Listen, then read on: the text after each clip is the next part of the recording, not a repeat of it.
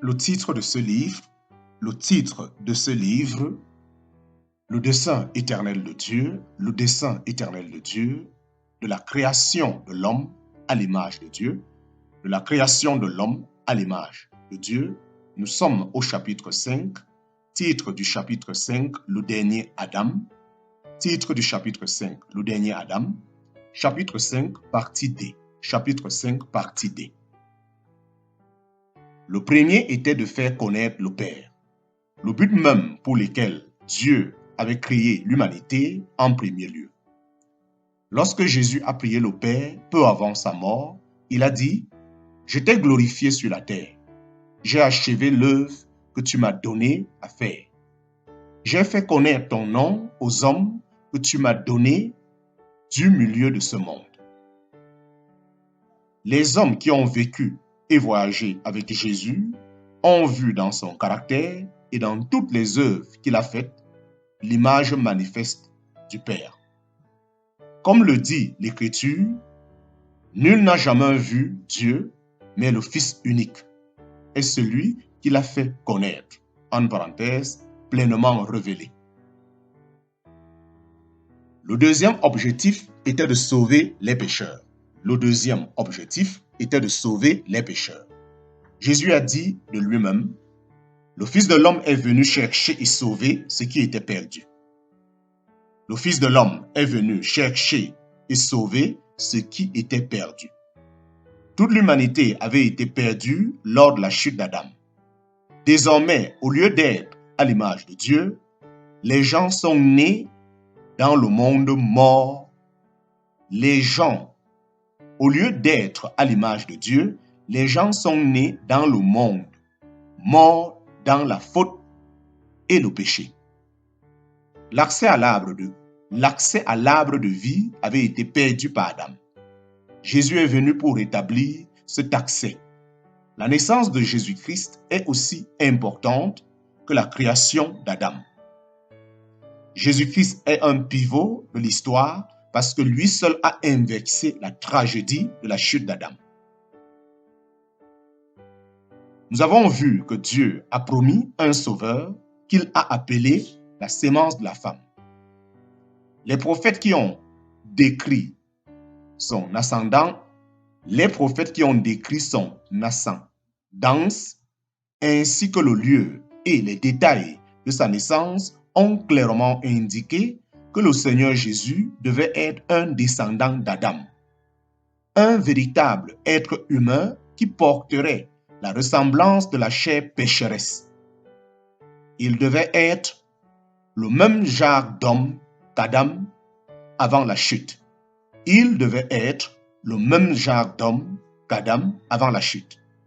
La Bible dit, puisque c'est par l'homme qu'est venue la mort, ainsi aussi par l'homme qu'est venue la résurrection des morts. Puisque c'est par l'homme qu'est venue la mort, c'est aussi par l'homme qu'est venue la résurrection des morts.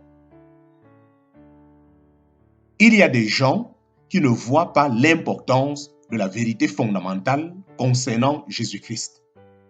Un prêtre m'a dit que l'idée d'une naissance virginale est non scientifique et ridicule.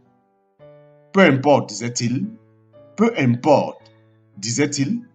que Jésus soit venu comme une pomme sur un arbre, l'essentiel c'est qu'il soit venu. Après tout, il est venu pour être un enseignant et un exemple. Alors, qui se soucie de la façon dont il est arrivé ici? Il y a des gens qui ne voient pas l'importance de la vérité fondamentale concernant Jésus-Christ.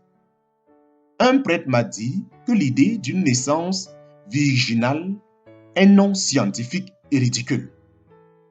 Peu importe, disait-il, que Jésus soit venu comme une pomme sur un arbre, l'essentiel c'est qu'il soit venu. Après tout, il est venu pour être un enseignant et un exemple. Alors, qui se soucie de la façon dont il est arrivé ici? Rien ne pourrait être plus éloigné de la vérité.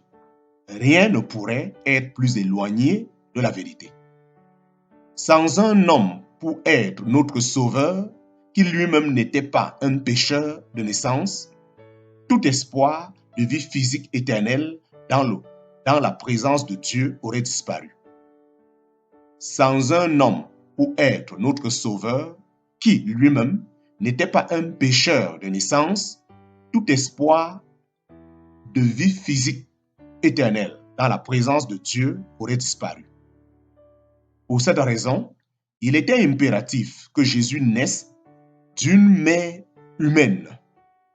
Il était également impératif qu'il naisse sans la nature héritée d'un père humain.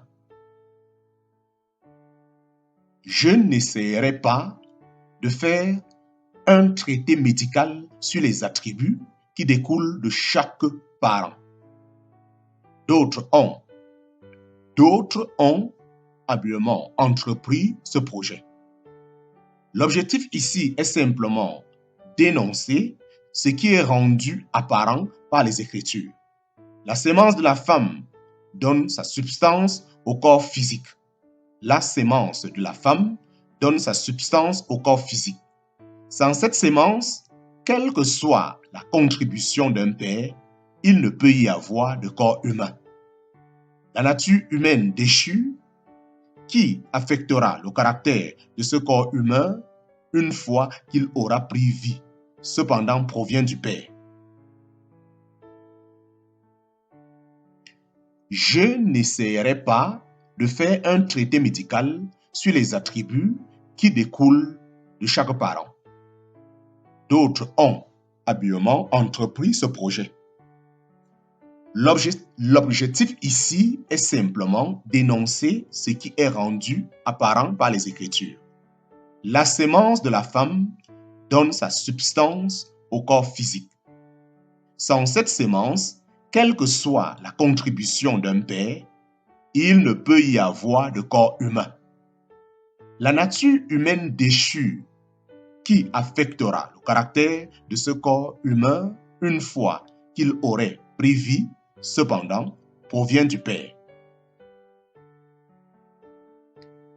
Jésus devait être à tous égards humain. Jésus devait être à tous égards humain. Jésus devait être à tous égards humain.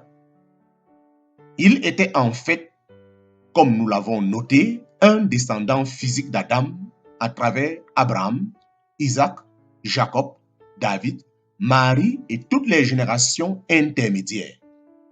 Le Nouveau Testament le décrit comme la sémence d'Abraham et la sémence de David.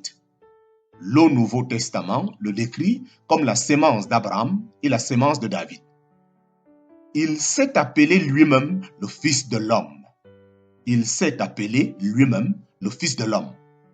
Je répète ceci pour souligner le fait que Jésus était, à tous égards, un être humain avec tout le potentiel qu'avait Adam lorsqu'il a été placé sur la terre comme image de Dieu. Je répète ceci pour souligner le fait que Jésus était, à tous égards, un être humain avec tout le potentiel qu'avait Adam lorsqu'il a été placé sur la terre comme image de Dieu.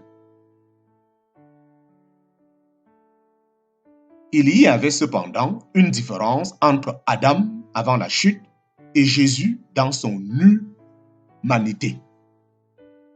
Alors qu'Adam a été créé par Dieu, Jésus est le Fils unique engendré de Dieu. Jésus n'était pas un être créé. Il est né d'une femme selon la chair, mais il a été engendré par Dieu son Père. Par conséquent, bien qu'il ait mis l'accent sur son humanité en se désignant comme le Fils de l'homme, il est également décrit tout au long du Nouveau Testament comme le Fils de Dieu. Le mot « engendré » est très important lorsqu'il est question de la filiation de Jésus. Il n'est pas bibliquement correct de dire que Dieu a donné ou sacrifié son Fils unique. Le mot « engendré » est très important lorsqu'il est question de la filiation de Jésus. Il n'est pas bibliquement correct de dire que Dieu a donné en parenthèse, ou sacrifier son fils unique. Nombreux sont ceux qui sont décrits dans la Bible comme des fils de Dieu dans l'évangile de Luc. Nombreux sont ceux qui sont décrits dans la Bible comme des fils de Dieu. Dans l'évangile de Luc, Adam est désigné comme le fils de Dieu. Dans l'évangile de Luc, Adam est désigné comme le fils de Dieu. Le livre de Job, dans l'Ancien Testament, fait référence à des fils de Dieu. Le livre de Job, dans l'Ancien Testament, fait référence à des fils de Dieu. Tous ceux qui ont mis leur confiance en Jésus et qui ont fait l'expérience du miracle de la nouvelle naissance sont appelés fils de Dieu. Tous ceux qui ont mis leur confiance en Jésus et qui ont fait l'expérience du miracle de la nouvelle naissance sont appelés fils de Dieu. Mais Jésus-Christ est le Fils unique engendré de Dieu. Mais Jésus-Christ est le Fils unique engendré de Dieu. Les détails concernant sa naissance virginale sont clairement exposés dans les prophètes et dans les évangiles. Au moment voulu, Dieu a révélé son plan de rédemption. Au moment voulu, Dieu a révélé son plan de rédemption.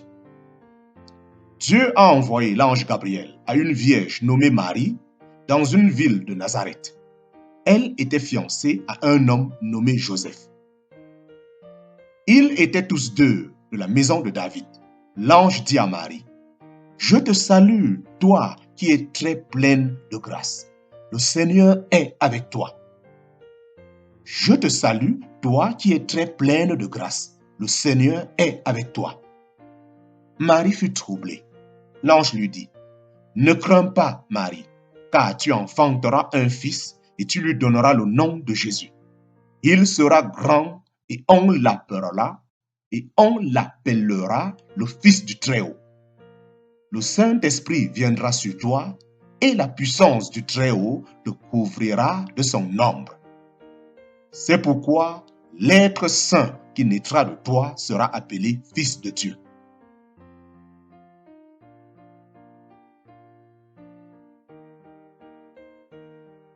Dieu a envoyé l'ange Gabriel à une vierge nommée Marie dans la ville de Nazareth.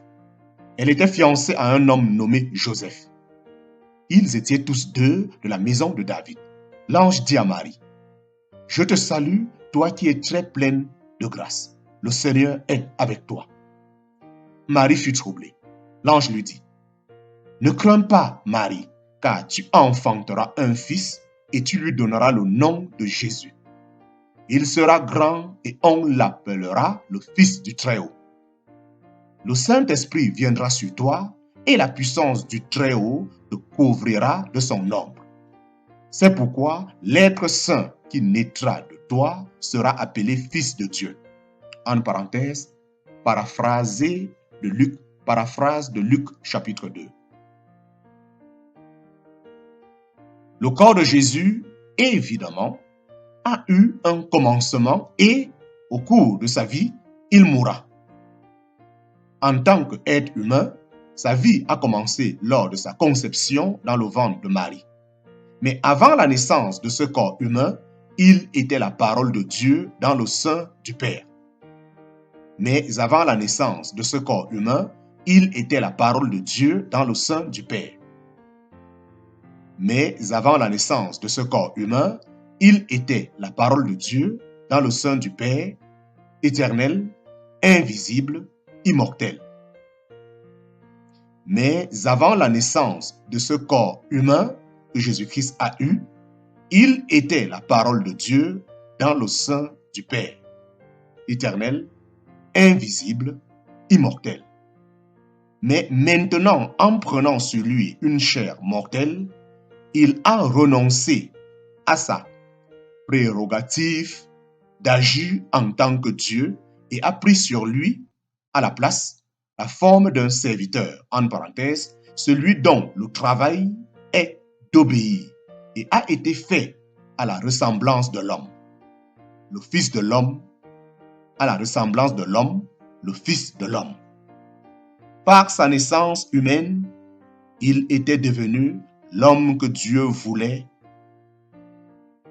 que l'homme soit.